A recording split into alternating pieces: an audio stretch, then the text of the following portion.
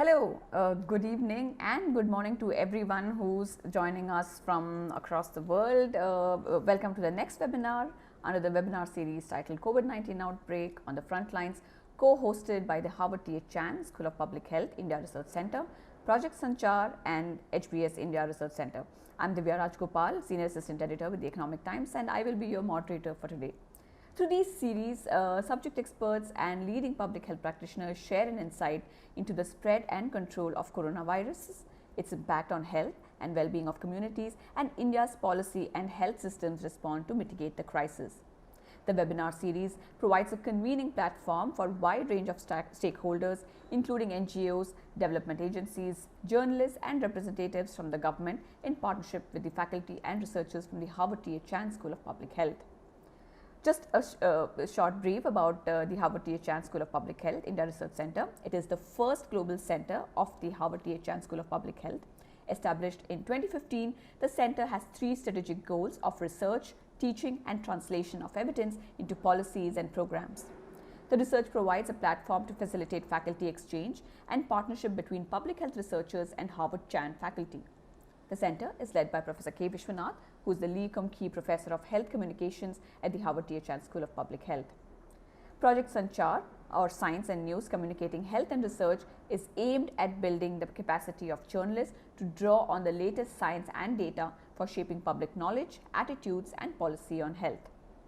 The Harvard Business School India Research Center was established in 2006 and is part of the school's network of 8 global centers. The IRC supports the school's faculty in its research interests on the emerging trends that are transforming and shaping this region, and presently has a total of 285 case studies on the region. HBS IRC's research has helped identify interesting models of enterprise and socio-economic and political trends of a vast range of sectors, industries, and managerial dilemmas and challenges.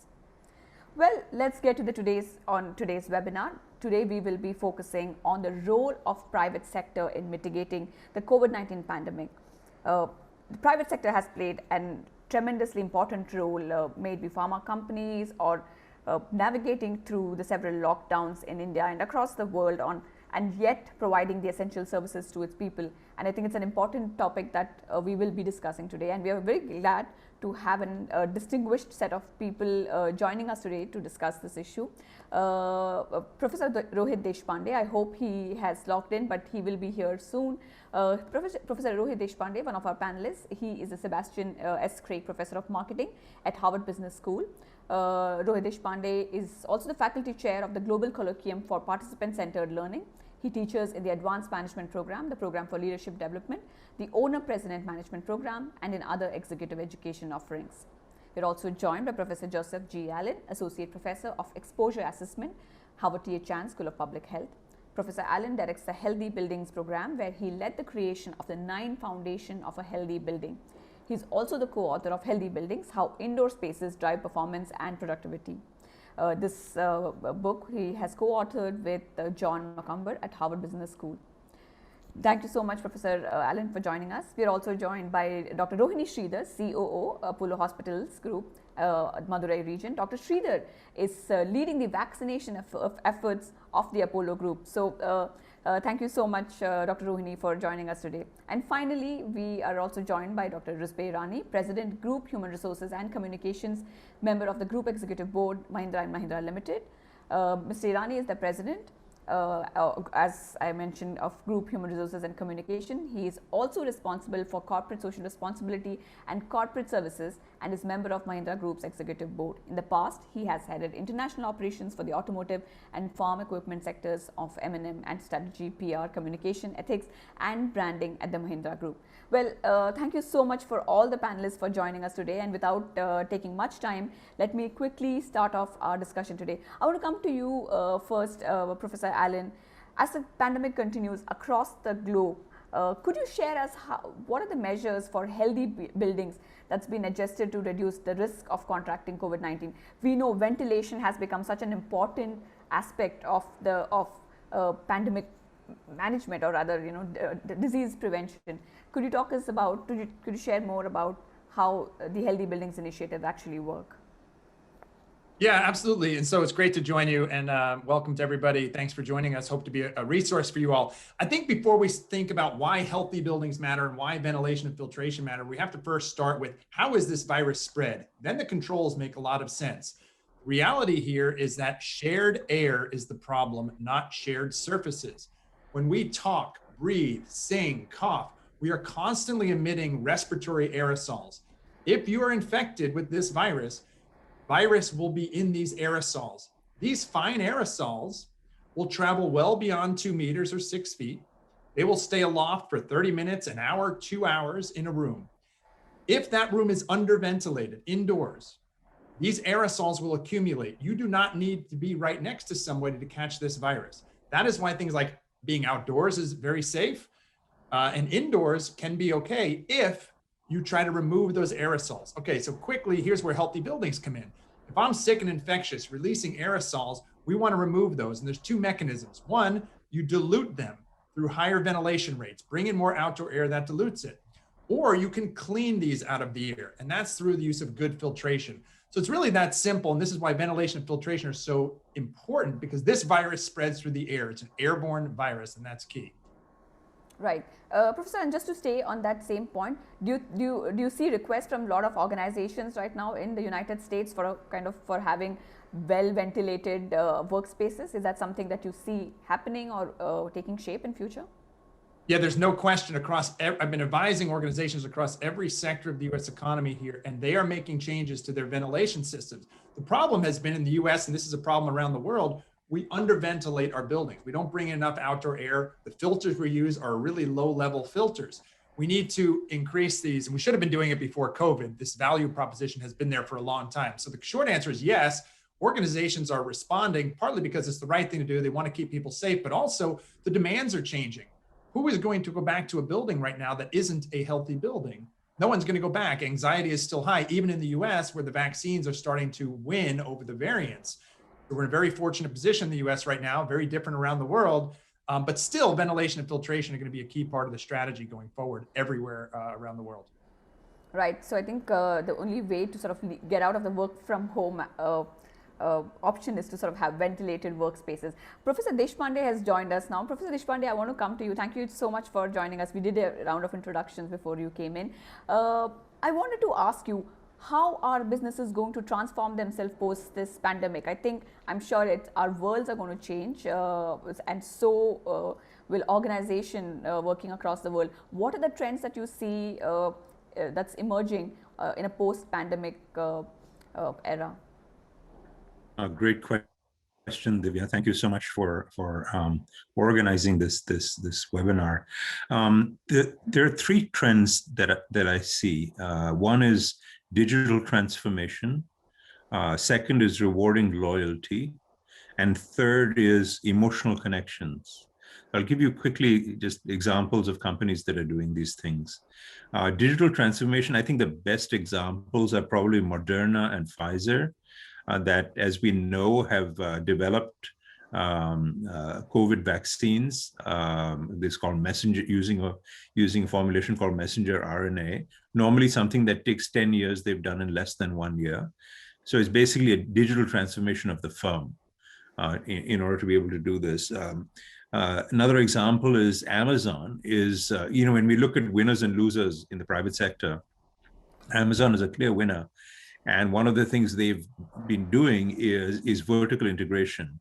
They have their own fleet of trucks now, and increasingly they're moving products to homes and offices using their own fleet rather than relying on somebody else. The third is rewarding loyals. What a number of companies are doing is investing in customers and suppliers during the COVID rather than going dark on them. Great example is Walmart. Walmart is paying its suppliers very, very quickly.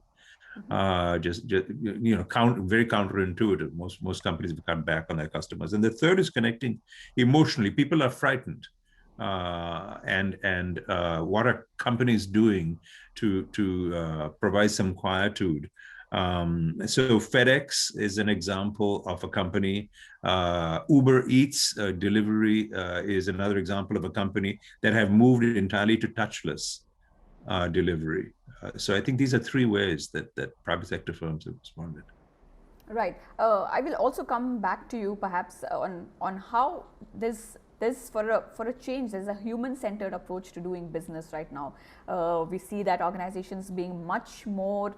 Of course, despite the pay cuts and everything, they're still trying to kind of offer better healthcare services, better ventilation. I mean, these were something who knew that these were something that should have been a norm, but now those things seems to be emerging. Do you think that's a trend that will sort of continue, where human-centered and employee-centered policies would take shape?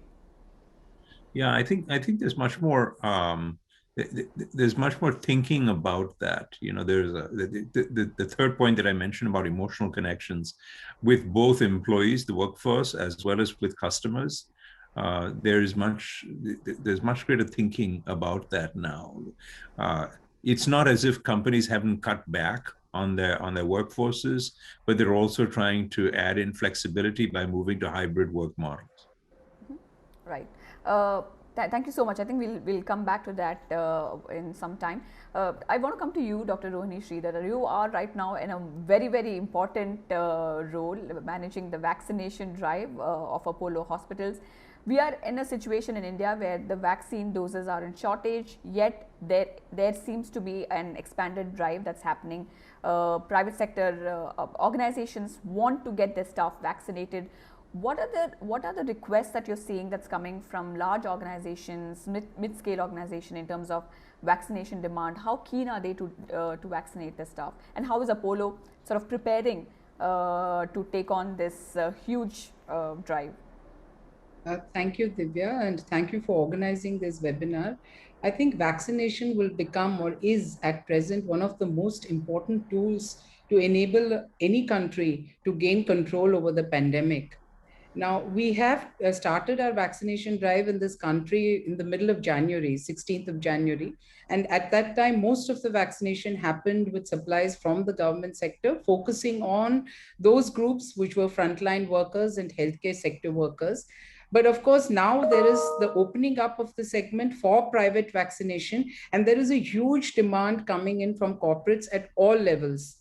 Particularly those corporates who have been forced to cut down on their ability to work simply because the conditions did not permit, and they were facing a situation where many of their employees were getting the COVID infection.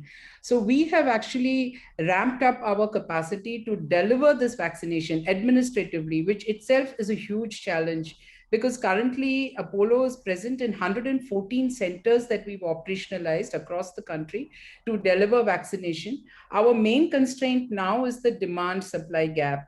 So the demand is huge, and supply, though is increasing, is still not enough at the current time to meet the demand. However, we are very hopeful as more vaccines come up and there is more local production of the available vaccines. A case in point would be what's going to happen to the Covaxin, for example, with other companies taking on the role of producing the vaccine. I think over the next couple of months, we will see a significant ramp up in the number of vaccinations being delivered, both by the private sector as well as by the government. Right. So what kind of preparations are you putting in place in terms of human resources, in terms of hiring more people, in terms of healthcare staff? Is that something that you're looking at? Yes, I think the manpower challenge is the significant challenge, because once the constraint on supply of vaccines is removed, then our ability to vaccinate will depend upon the manpower training that we have done. So we at Apollo, we have access, of course, to the staff within the hospitals also. But the challenge now is that many of these hospitals are at the cutting or are fighting the pandemic. So they are actually facing the surge, the second wave. And so it's very difficult for us to pull staff out of these already overstretched hospitals and devote them to vaccination. So we've come up with this plan of training second line workers and drawing in workers from our other verticals. For example, we have a medical skilling vertical called MedSkill. So we are taking people in from there. And the government has also relaxed the provisions to allow us to bring in final year med students as well as final year nursing students. So there is an augmentation of manpower happening, and we have taken on the role of training this manpower to be able to deliver the vaccination in a very effective way. The process of actually administering the vaccine is fairly simple, but the whole system around it of keeping track of it and making sure that there is minimal vaccine wastage is key. Because you would have seen that vaccine wastage has been a significant issue in our vaccination program so far, and so we hope to keep that to the minimal. So this is the focus of our training efforts. Right. I'll come back to you again on, I think, sure, there's several questions that's coming up also from our viewers here. But let me first come to you, Mr. Rusberani. How have organization like M&M sort of, pivoted to deal with the crisis? I mean, it's almost been now over a year and there's been so much of uncertainty. How have you managed to sort of cope as an organization, as a human resource side of things, managed to put in place a system to navigate the current crisis? Yeah, Divya, first of all, it's great to be here, and thank you for that question. Let me try and encapsulate everything that we've done in the next 2 minutes. We've had to operate on 2 tracks.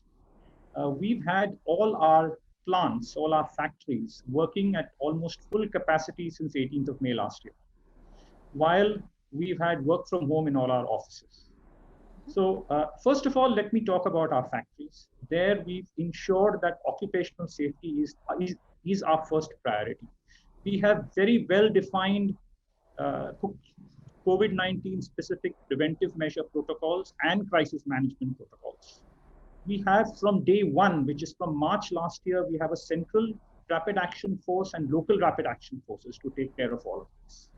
We've made huge infrastructure changes within our factories, as well as our other workplaces, to ensure that we can maintain the right social distancing. Entry for external visitors has been limited. Thermal screening is done. So all these measures have been put in place. As far as remote working for our office-based employees is concerned, we've enabled that through a seamless digital interface, and that's actually worked out better than we had anticipated when we started it off. But moving on from all of this, I think let me come to what's far more important, which is our employee well-being. And on our employee well-being, we've looked after both the physical and the mental well-being of our employees. In terms of the physical well-being, we have a team of doctors available across the country who are on our payroll, who are there to assist employees and their families who develop any symptoms 24/7. We have in place dedicated home quarantine facilities. We have tie-ups for home quarantine. We have set up our own quarantine centers in tie-ups with hospitals.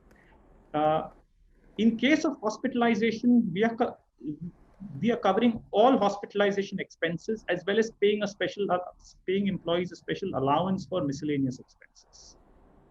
And in the unfortunate event of a death of one of our employees, we are making a one-time ex gratia payment to the family or the next of kin. Plus, we will continue to pay the last drawn monthly salary of the deceased to his dependent for the next 5 years, or till the date of retirement, whichever is earlier, subject to certain guidelines.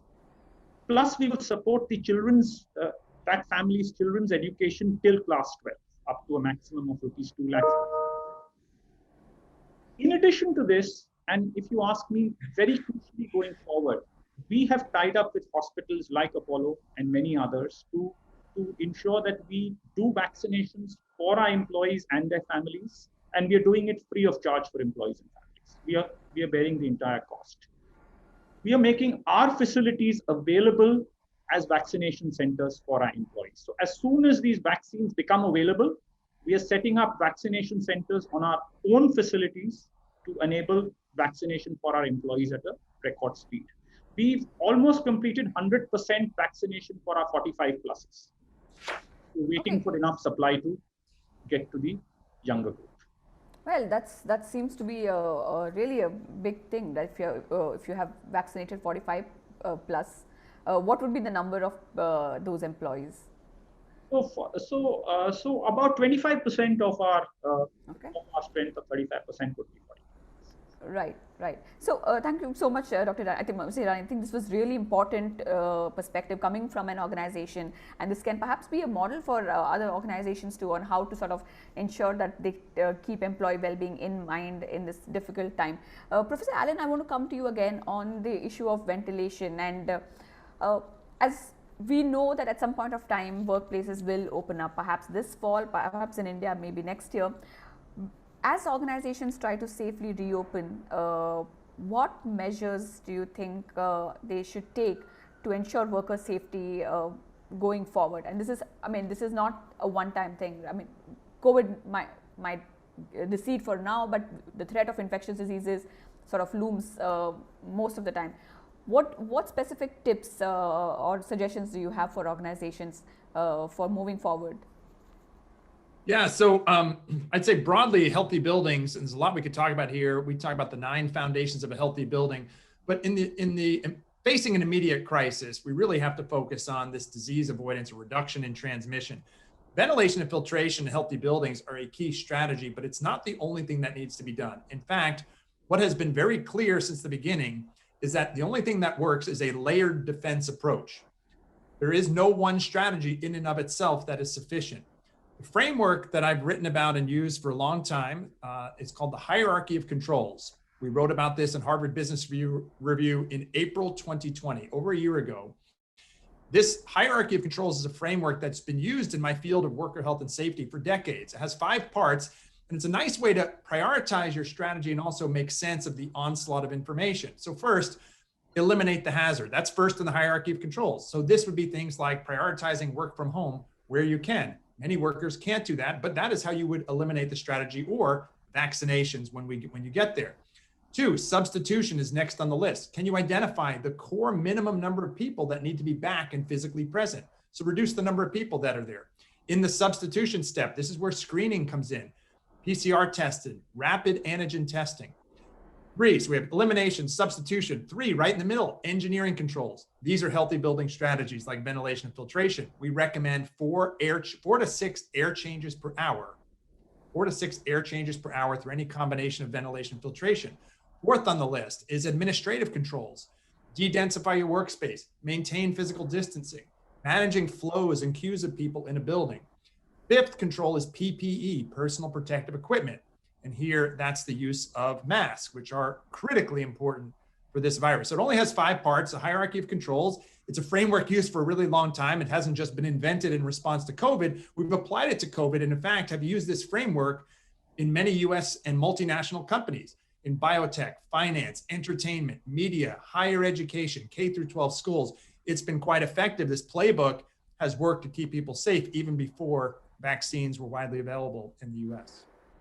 Right. So it seems like what you're suggesting is that work from home would continue to be, at least in the coming years, a permanent fixture in organizations. One of the many things. I think some organizations are going to go through these kind of hybrid models anyway, for a lot of reasons.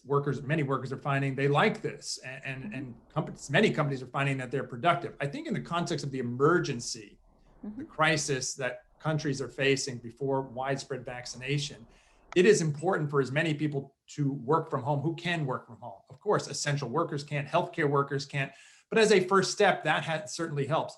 Then as you're bringing people back into buildings, we have to put in these layers of defenses to keep people safe. And we know it works, right? I know this firsthand from the organizations I've advised, but look at healthcare in the United States, where we've driven down risks to healthcare workers, primarily through a handful of control strategies. 1, universal masking, most important. 2, good hand hygiene. 3, hospitals in the US take care of their ventilation and filtration systems. And in hospitals in the US, they can't physically distance. They can't do social distancing. They have to be there.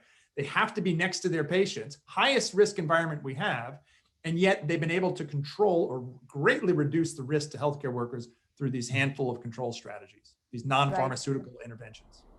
Right. Professor Deshpande, looks like, organizations have to completely change the way they work. I think one big difference that we're going to see with this whole work from home is that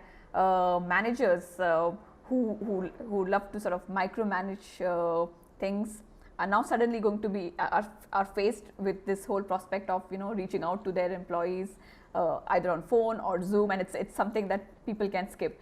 Do you see this whole change in workplace culture where control by mid-level managers and senior level managers will sort of start loosening up? Is that something that we might be moving towards? What do you think? Rohit, you're muted.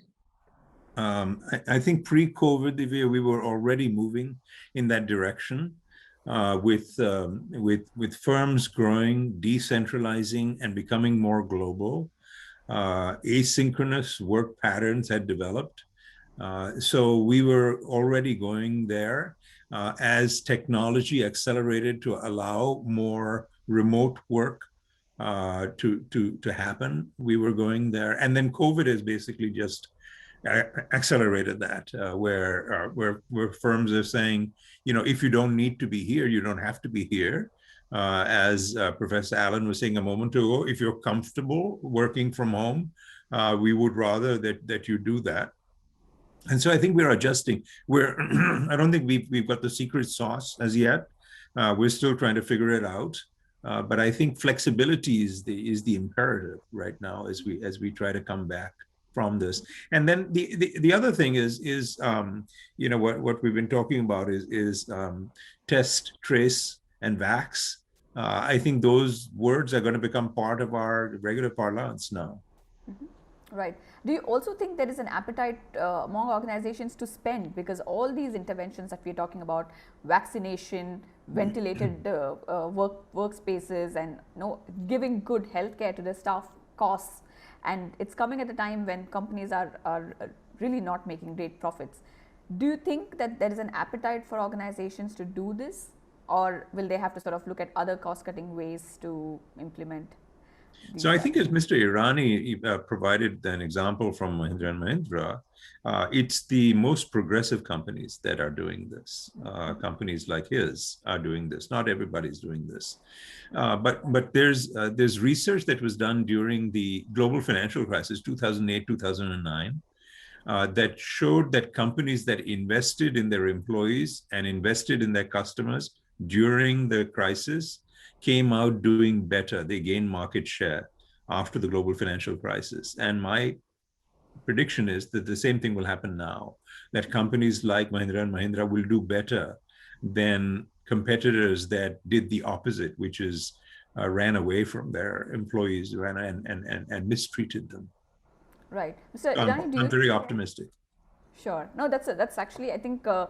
Irani, what do you think? I mean, all the costs that you have incurred towards your employee well-being, do you see this more as an investment rather than like just a cost to kind of recover from the current situation? How do you view this? No, absolutely. It is clearly an investment. I think when, in times like this, when you stand behind your employees, for us, it is living our core purpose, which we call RISE. So, it is about empowering our employees and enabling them to do the best, to bring their best to work every day. That's what is the core purpose of our organization. And if we truly want to enable our employees to bring their best to work, and to work doesn't mean to the workplace, it means to wherever they are working from, right? Then we have to ensure their well-being, whether it is their physical or mental well-being. So it's clearly an investment, and it pays off. And as was pointed out just now by Rohit Deshpande, it's not just employees; it's also customers, it's also suppliers. We have announced a package for our dealer employees. Mm-hmm. We are contributing to their vaccination costs along with the dealers. We are contributing to their medical insurance cost along with the dealers.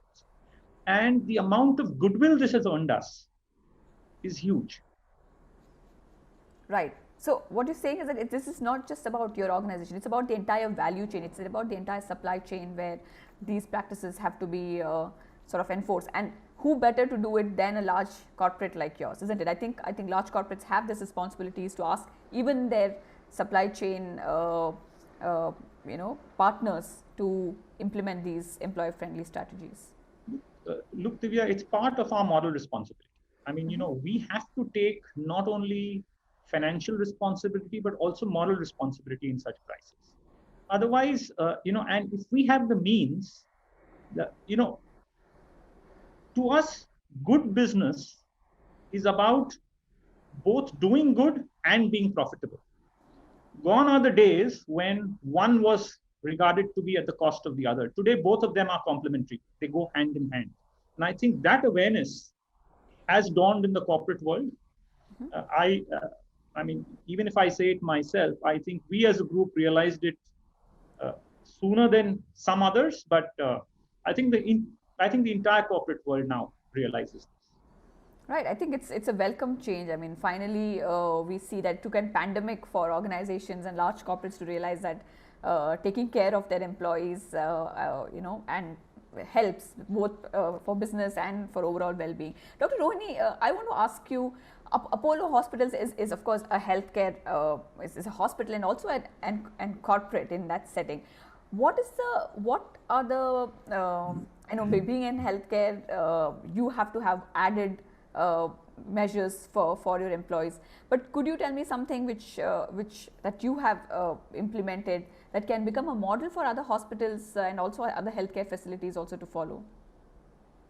The challenge for us when the COVID pandemic started in India was on two fronts. One was the internal challenge. First is to create the capacity, not just to handle COVID, but also to handle the non-COVID patients that were coming in. So at this time, we had to make a kind of watertight compartment between the two. So the first challenge for us was redeploying our employees and our nursing staff, particularly in critical care situations. We had to manage both the COVID and the non-COVID business. We needed to get that done. And when the first wave struck, we really knew very little about the disease, both in terms of management and both in terms of what it would do to the frontline workers or the healthcare workers. So the first challenge that we faced was in trying to motivate our employees and keep them engaged in delivering this. Now, just getting people to wear that PPE on a regular basis through a 6-hour shift or a 12-hour shift can be hugely challenging. So we had to reach out to them in an extremely empathetic way. I think this empathetic leadership was critical in getting our workforce to remain motivated throughout the first wave. That, I think, was the biggest challenge for us. And for the second wave, when vaccinations were made available, there was huge vaccine hesitancy, even among healthcare workers. So that was then the second challenge, to get them to get vaccinated. And so it's been almost a year, little over a year, when what we talk about as COVID appropriate behavior has been internalized. So we had to redo all our processes, from the way you enter the hospital to the way food is served. So every single step of that process, of these multiple processes, had to be redone. That was one. On the clinical side, when COVID first struck, and we are all aware of it, the COVID protocols were being changed on a fairly regular basis, on a weekly basis. Even to those healthcare personnel who deal with this in a regular way, the avalanche of information coming in was extremely critical. So we took upon ourselves to do two things. One, to set up protocols which would help our doctors across our entire system. We are now looking at almost 73 hospitals, ranging from 50-bedded rural hospitals to the flagship hospitals in the metros, all of them to be able to deliver the same level of care to what were fairly sick patients. And the second was to make this information available to the larger medical community outside. In fact, our Red Book, which is the Apollo Hospital Clinical Protocols, have now been made available to almost 1 lakh doctors outside the Apollo system. So we took it upon ourselves that this was what we had to do, because we had the expertise to distill the knowledge and to make it available to everybody. So these were our main challenges on the healthcare front. And we are very happy to say that across organizations, we've been able to sustain and engage our employees even better than we did in the pre-COVID situation. So I think it brought us all together in a way that has not happened before. And it was really heartwarming to see the many stories of employees going far beyond what was required of them to look after patients affected with COVID. Right. Thank you so much for that insight. Before we go on to the Q&A, because our chats are like sort of really bursting, I want to come to you, Professor Allen. The whole issue of cost. What is the cost associated with, sort of launching these healthy building initiatives? And if an organization want to really embark on it, could you give us, a rough number? Is there any estimate that you have done? Yeah, sure. In our book, Healthy Buildings, not trying to sell you a book here, but walks through the economics here, the health science, the business science, to map this out. But I'll say this, I think it's pretty clear this year that the costs of not having a healthy building are extraordinarily high in terms of lives lost, morbidity, closed offices, closed buildings. So the costs here are almost incalculable. And I'd say the value proposition existed pre-COVID, and I'll talk about that. So in some of the work we've done, for example, we've looked at the benefits of better air quality on cognitive function. So health is not just absence of disease or disease avoidance like we're focusing on now. Health is well-being and flourishing and productivity and good mental health.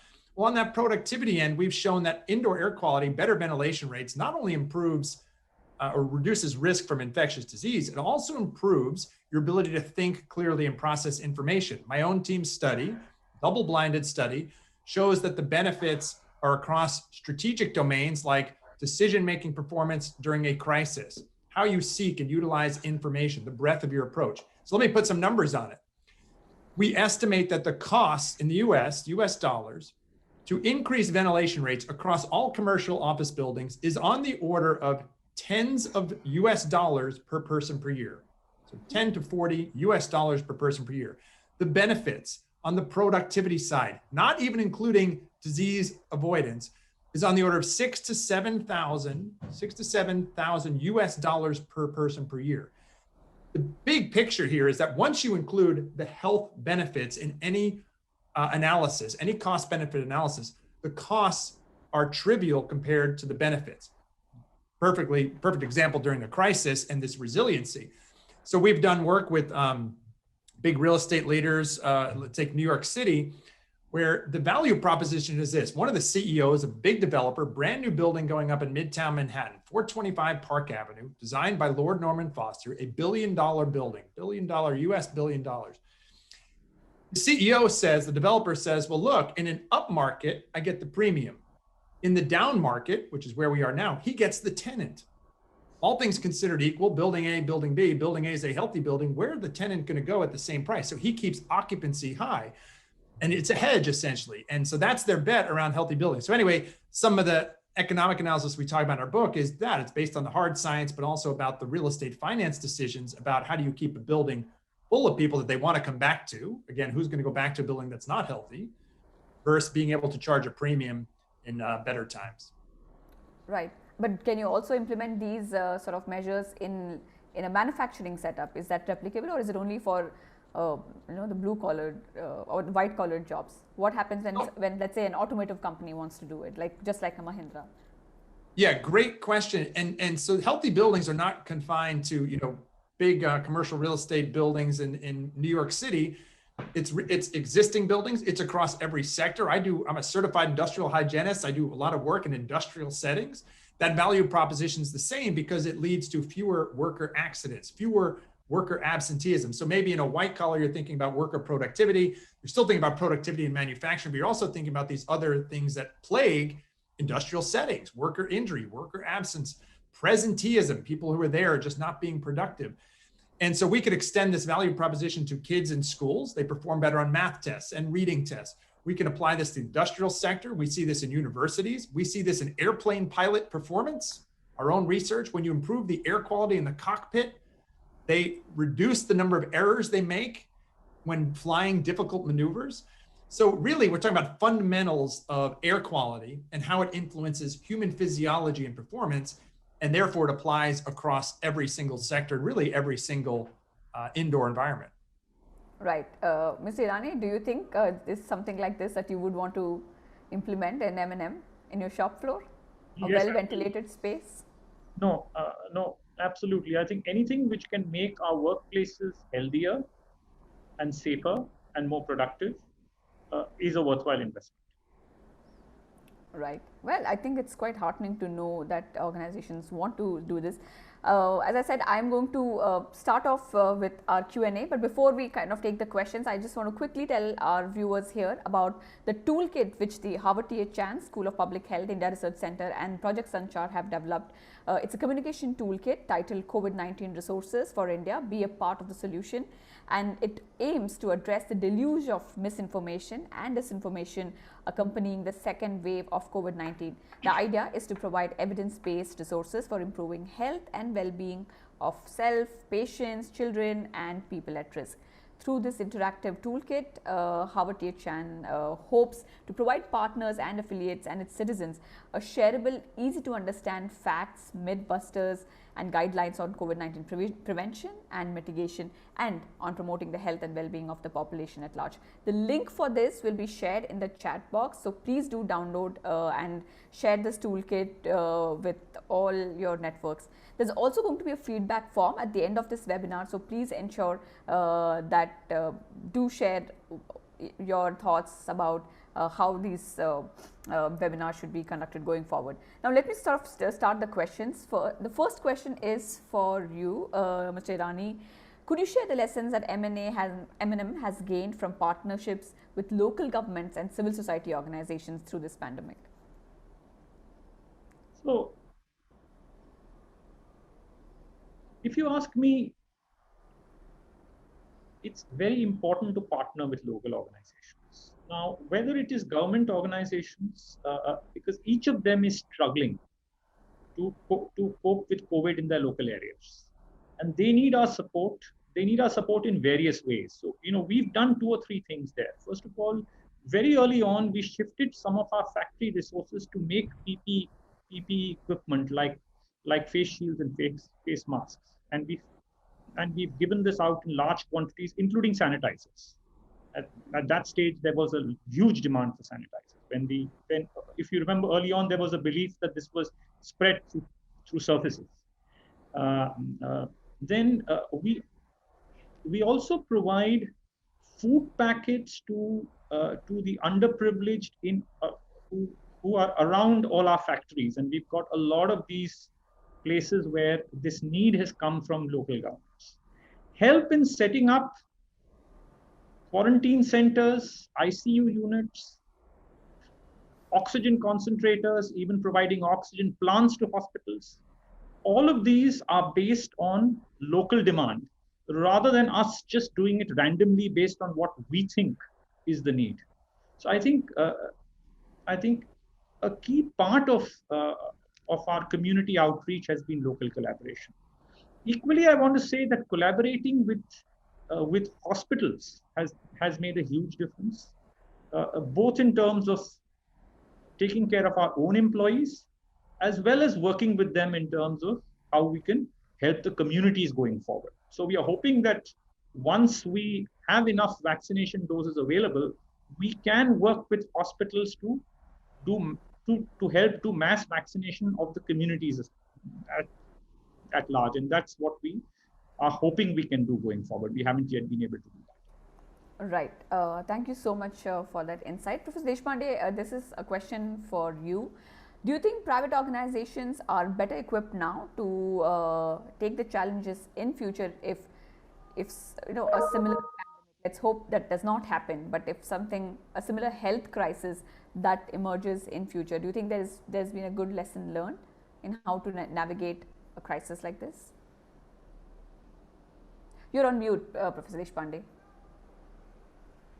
I think there have been huge lessons learned. I think the biggest lesson is that this is a global issue and not contained regionally, as we saw with previous outbreaks like SARS or MERS or H1N1, which tend to be more regional. This is global, and so we need a global response. And so we've been talking about primarily about India and about public-private partnerships. there's a whole global community that's come together, and I think that's a very I think that is a very positive thing. I also am concerned that this is just the first of global pandemics. So I think we're in the process of trying to contain this one, and it varies from country to country. India's in this period of the second surge, which is very, very terrifying, but we're going to contain it. But I don't think this is the last global pandemic. I think this is, so the processes that we've been talking about, that Dr. Sridhar has been talking about, that Professor Allen has been talking about, I think we're in this world going forward where we're going to have, so I'll give you one quick example of that, if I may. I wrote a case study on Serum Institute of India a few months ago. And as you know, 70% of the world's pediatric vaccines are made by Serum, and they pivoted entirely to start manufacturing COVID vaccine even before they had passed clinical 3. They are now developing, they actually have finished developing a new plant, manufacturing plant, for the next, whatever the next pandemic is going to bring. So, so I think these processes we're talking about now are these, what we've learned are, this is our future. In a piece that I wrote in Harvard Business Review's Working Knowledge, I called it the new abnormal. I don't think we're going back to business as usual. Sure, right. We also see state becoming such an important, factor. And private organizations, private sector pushing the role of state in terms of managing several things. Like we know the vaccine makers have very clearly said that they will not deal with anybody but the governments when it comes to vaccine supply. So do you see that there's going to be more collaboration between private sector and governments in terms of, rolling out key public health measures? Is there any examples that you can think of a great public-private collaboration? So I think public-private collaboration, we're seeing the examples of how this is working really well. Mr. Irani's comment about community-based demand is a wonderful example of that, rather than being imposed from the top. These are trends I think that are going to stay. The other thing that we haven't really talked that much about vaccines, and if it's appropriate, I think we're going to see a breakdown of vaccine monopoly. And I think we're going to see much more decentralization of manufacturing vaccine. These 5 firms or 8 firms or whatever it is, we can't live in that world anymore. And governments are encouraging companies within their own countries to start manufacturing these vaccines. So I think we're just going to see a proliferation of manufacturing until the supply catches up with demand. Right, absolutely. I think it might kind of, take through the entire overall manufacturing process. We're going to see a big burst that might happening, a service-driven economy to manufacturing-driven economy, which was needed for a long time. Professor Allen, there is a question for you, and I think one of our viewers want to know, can we please talk about people now? And that's exactly the question here, is that in the context of new workplace health policies, what are some of the key questions employees should be asking their employees as they resume in-person work? I think it's a very important question. What should I as an employee ask? Mm-hmm. Yeah, so what should employees be doing, right? I think this is some of the challenge, because first, I think that it's been confusing out there what needs to be done. And I think there's been a lot of focus on what we call hygiene theater, meaning you'll see companies spending a lot of money on things like plexiglass that doesn't really work, and also over cleaning surfaces, which we know is not the threat.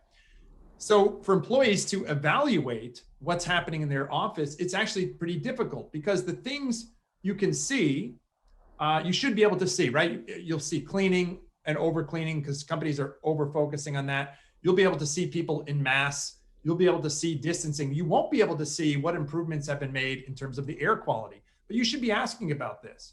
And what you should be looking for in that answer is, you should be sure they're not saying things like, we're meeting code, we're doing, what we always do. It has to be above and beyond, because guaranteed buildings are underventilated and have too low levels of filtration for it to be meaningful. So you should ask about how many air changes per hour are you getting? Are they monitoring real-time conditions? I'm monitoring carbon dioxide in my office right now. This level's too high. I would not have people in my office right now for a meeting at 1,400 parts per million. These things are cheap. They can be measured.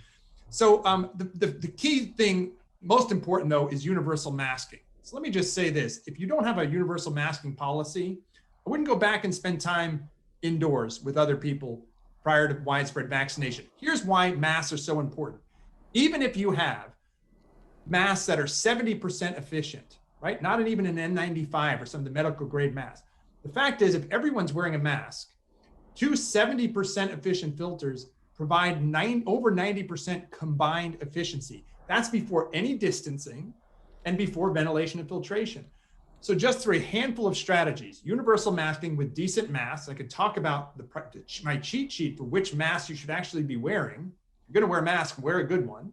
But universal masking, creating some space between people, ventilation and filtration can reduce exposures by 99% or more. Just these simple strategies, pre-vaccine, right? A little bit of distance, good masks, and good ventilation and filtration. We've seen this and we've quantified it. Our models show this. I'm not making this up. Our models show it. We've seen this in outbreak investigations. We've seen the corollary. When these controls are in place, we don't see outbreaks. Every single outbreak you know of internationally, if it's in the Guangzhou restaurant, if it's in a bus, if it's an outbreak in a church or a religious place of worship, if it's on a school bus, in a school, it's all the same underlying factors. Time indoors, no masks, and low to no ventilation every single time. Right. I think that really helps. The well masking and well ventilation is what we should be asking as we get back to workplaces. Dr. Sridhar, this is a question for you. Let's assume that by end of this year, India has enough vaccine doses to sort of vaccinate 10 million people per day. If let's say that happens, that the supply, we sort out our supply issues, what changes would be needed in the delivery systems to ramp up the vaccination substantially? Because okay, supply is one part of the issue. The other part of the issue is the actual delivery side of things. Are we equipped to do that? Let's say if an mRNA vaccine comes in, do hospitals have the adequate cold storage facilities? What's your view on that? Okay, let me take the second part first. What about cold storage facilities? Now, cold storage facilities are available in the larger hospitals, and I presume would be available in most of the large private sector facilities. But I don't think that will make a significant dent in the overall vaccination scenario for the country. So though there may be a limited role for mRNA vaccines, but it may not be on the larger picture, we will still have to go with the vaccines for which the last mile delivery will not pose a challenge. So I think what is happening now is that if you look at the vaccination permissions which are being given by the government, simply because supply was less, these are being kept restricted to what are at least moderate or large healthcare facilities.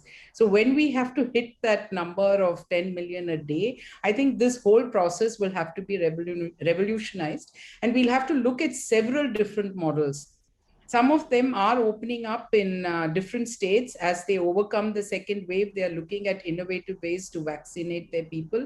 Again, if you look at the rural-urban split, most of that vaccination has still happened only within the urban segments. So we have a real challenge to reach out to the rural segments.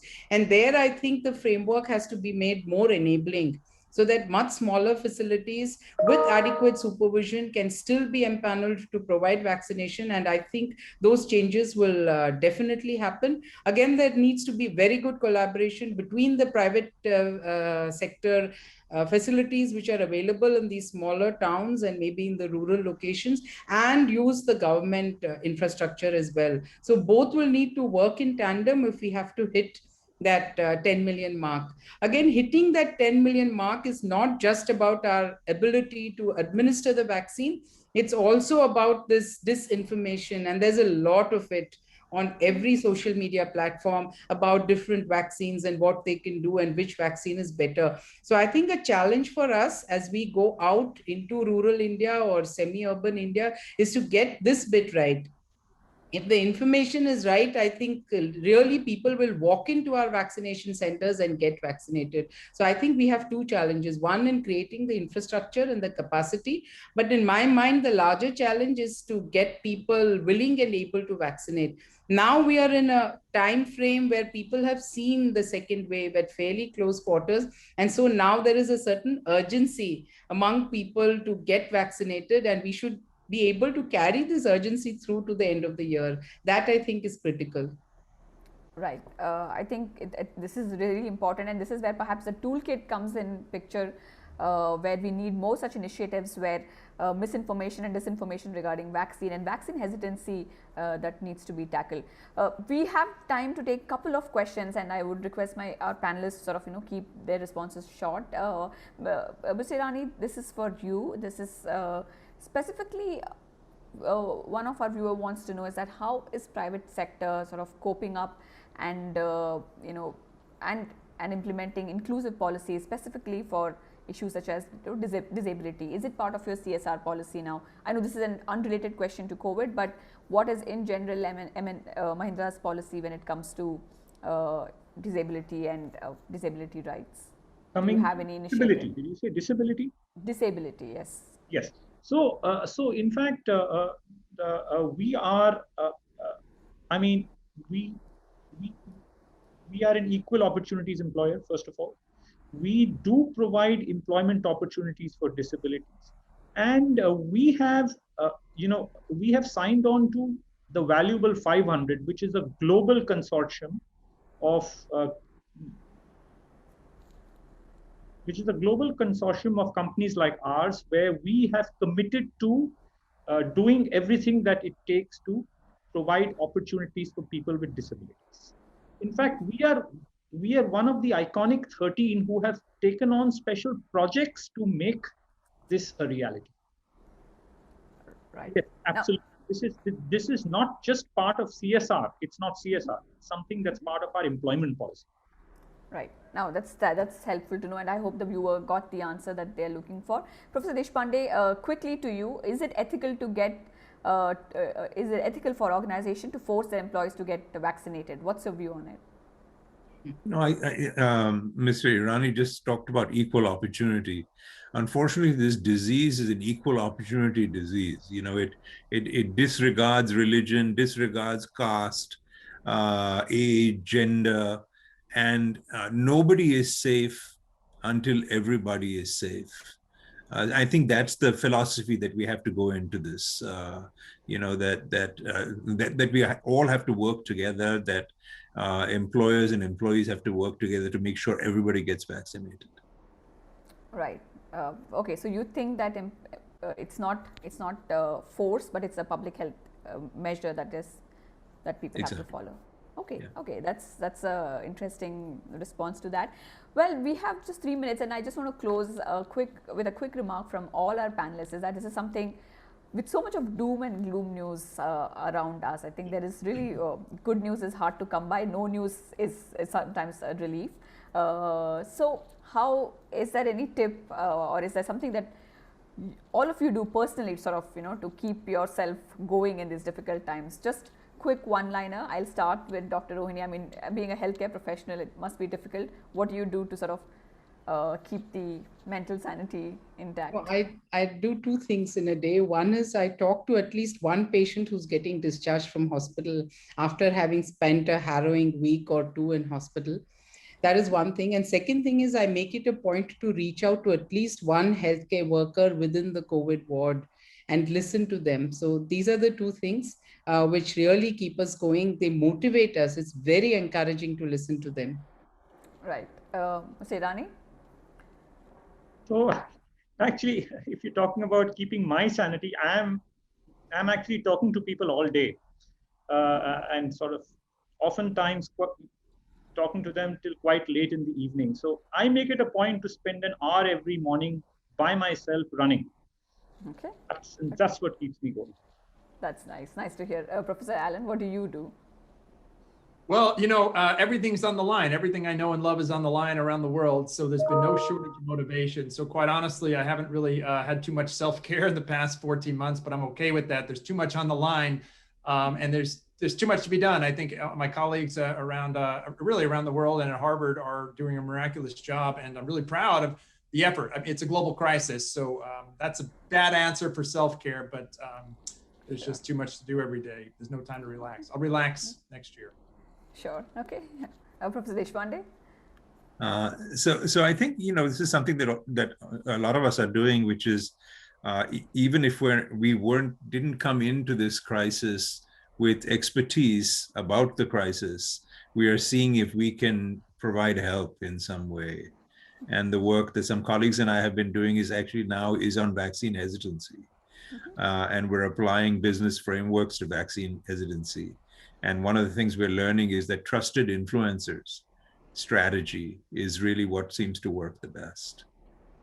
And I'm being optimistic about this. There is light at the end of the tunnel. I think the US is coming out of it fairly rapidly. We've gone from a demand problem to a supply problem. Right. Yeah. Right. Well, there you go. There is light at the end of the tunnel, and we just have to sort of hold on to that. We are completely out of time, but thank you so much for everyone joining us and all the viewers for your absolutely amazing questions. Please ensure that you do download the toolkit and also respond to our feedback. Thank you so much for the panelists.